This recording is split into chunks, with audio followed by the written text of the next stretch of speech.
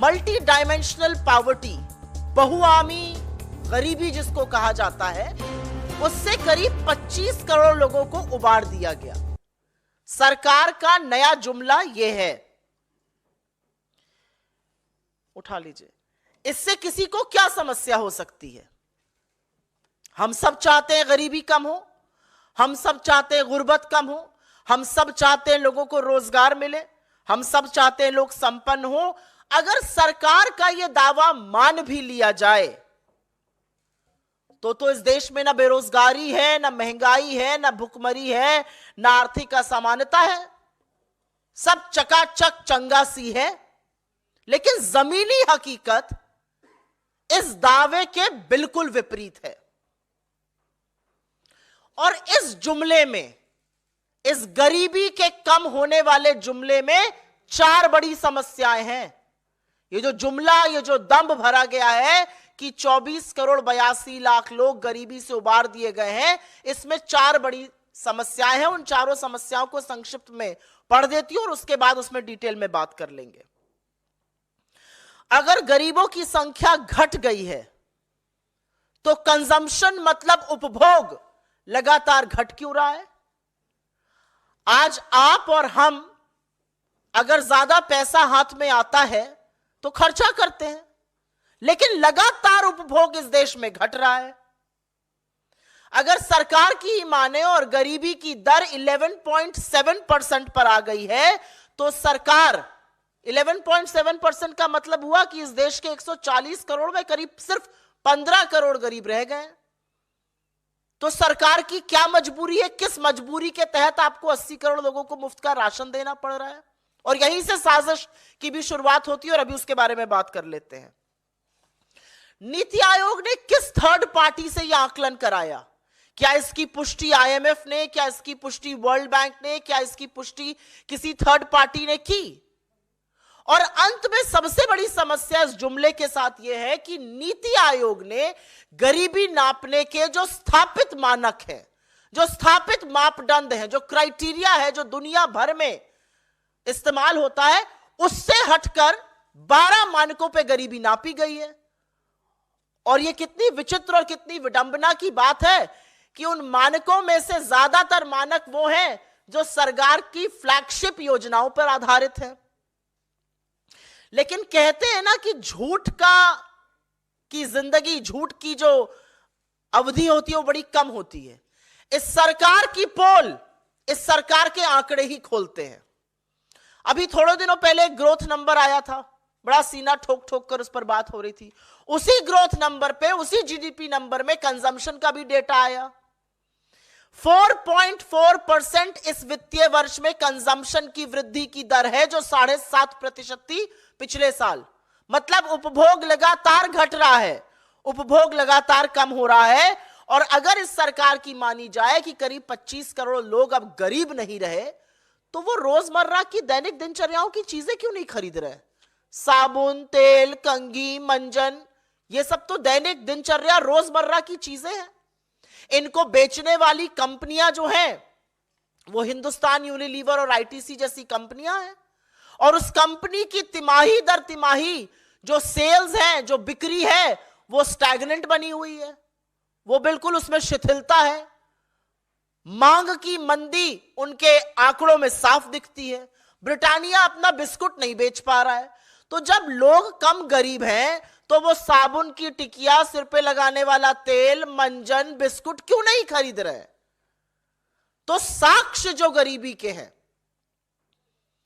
वो सरकार के दावों के बिल्कुल विपरीत है। यह पहला पॉइंट रखना जरूरी है, क्योंकि मांग में आई मंदी साफ झलक रही है। और अगर आप ज्यादा संपन्न होंगे और कम गरीब होंगे तो आप ज्यादा चीजें खरीदेंगे, ज्यादा उपभोग करेंगे, जो इस देश का गरीब नहीं कर रहा है। 19% से ज्यादा गरीबों की संख्या घटकर अब मात्र 11.7% पर आ टिकी है। अच्छी बात है, भगवान करे ऐसा हो। भगवान करे कोई बिना अन्न और आहार के भूखे पेट सोए नहीं। 140 करोड़ की जनसंख्या है इस देश की। 80 करोड़ को मेरे देश को इस कगार पर ले आए हैं मोदी जी की 80 करोड़ को अगर मुफ्त का राशन ना दें तो भूखमरी से लोग मर जाएंगे। तो कहीं ना कहीं यह एक्चुअली पहल है इन 25 करोड़ लोगों को फ्री के राशन से वंचित करने की। यह साजिश, यह तैयारी शुरू हो चुकी है। राशन आपको देना पड़ रहा है 80 करोड़ को, कह रहे हैं सिर्फ 15 करोड़ गरीब है। यह कितना गंदा और भद्दा मजाक है, यह इनके आंकड़े दिखा रहे हैं। यह मैं दूसरी बात कहना चाहती हूं। तीसरी बड़ी बात यहां पर कहनी जरूरी है, मानक बदलने से सच तो नहीं बदल जाएगा। गरीबी नापने के कुछ तरीके होते हैं, उसमें से एक है कि क्या आपको पौष्टिक आहार, क्या आपको 2 जून का रोटी नसीब हो रही है। मानक बदल दिया गया कि अगर आपके घर में टॉयलेट बनवाया है सरकार ने, शौचालय अगर बनाया है, तो आप गरीब नहीं है। कोई फर्क नहीं पड़ता कि उसके बाद आपको आहार थाली भर मिल रहा है कि नहीं मिल रहा है।